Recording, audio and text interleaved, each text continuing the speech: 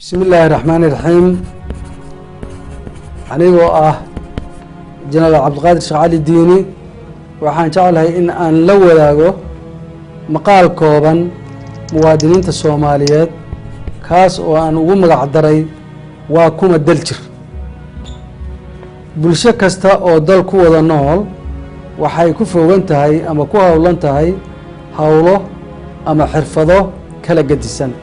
hawlahaas kala gedisan ay qabanayso oo u ah tiir ummadaas meesha ku wada nool. haddii aan wax ka soo qaado ama wax ka soo qaadano hawlahaas kala gedisan waxaa ka mid ah kuwa difaaca dalka iyo bulshada nabadeeda ka shaqeeya ama ku hawlan, kuwa beeraha tabca, qayb xoolaha dhaqa, kuwa khayraadka badda wax ka soo saara, kuwa waxbarashada iyo barbaarinta ubadka soo koraya ka shaqeeya, kuwa siyaasadda iyo hogaaminta shacabka ka shaqeeya, kuwa diinta iyo dhaqanka suuban bulshada bara, kuwa kobcinta dhaqaalaha iyo dalxiiska ayaguna ku mashquul ah oo ka shaqeeya. intaas iyo in kale oo badan oo aanan halkan ku xusin waa wada daljirayaal.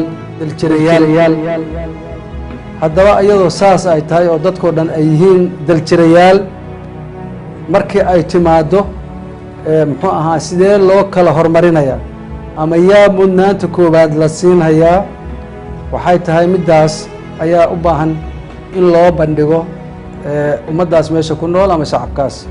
haddaba ummadda Soomaaliyeed waxaan rabnaa inaan idhaahno dadkaas shaqada kala gedisan qabanaya mudnaanta koowaad ayaa la siinaya.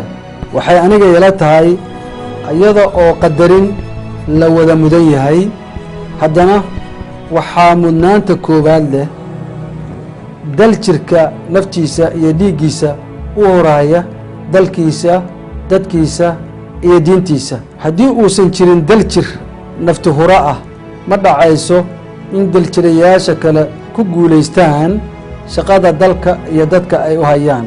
qodobka aan leeyahay Soomaaliyey dhammaantiin waxaan idinku gubaabinhayaa inaad daljirkaas nafti huraha gacan la siiyo si guul loo gaaro waarta.